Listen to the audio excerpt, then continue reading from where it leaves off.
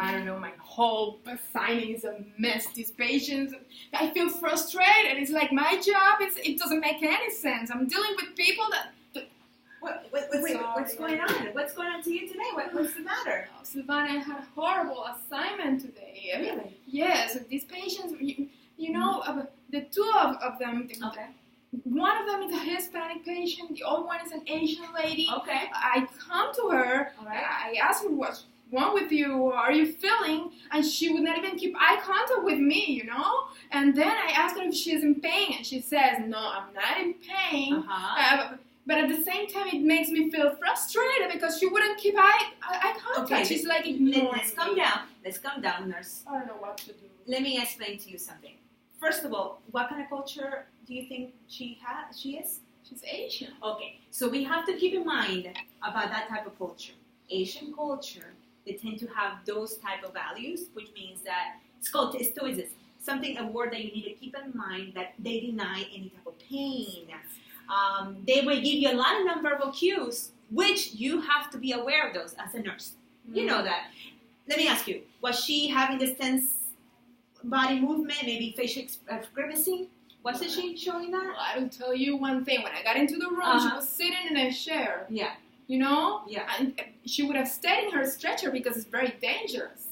So, yeah. And So now that you- you mention it, yeah, she was like, bending. Yeah. So you maybe have to be a little bit more patient with her, or any type of culture. Just keep that in mind. You gotta be patient and you gotta be compassionate. That's what we are, nurse.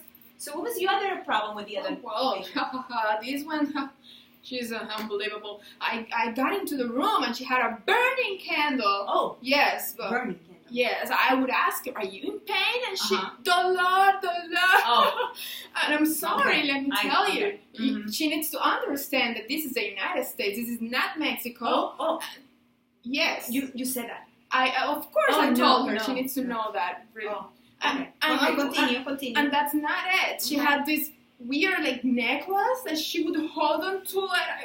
We kind of, but you know, I wanted to take it from her because, and guess what? She got happened? very upset. Okay, let me calm you down. Let me explain to you and help you out with this right here. Was the necklace that had the little beads? That's called rosary. That's more like you call the, what's the name? What's another word? Amulet. It's something that for any person that holds on, especially for the Mexican culture or any Hispanic culture, it's more like a security of their spirituality. So basically, that's what they strongly believe. So you have to keep that in mind. There's nothing wrong with that.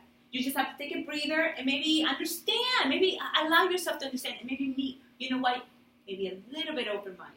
Be a little bit more open-minded and more patient. Mm-hmm. Then you understand that you have to be in any kind of scenario. Put it in that situation, Mhm. maybe. I was overreacting a little bit. Just a time. Just this bit, babe. Just this bit. But that's okay. We're humans. We make errors. But this is why we're here for each other, right? To help What each do you other. think I could do? Because I can't understand what she's saying.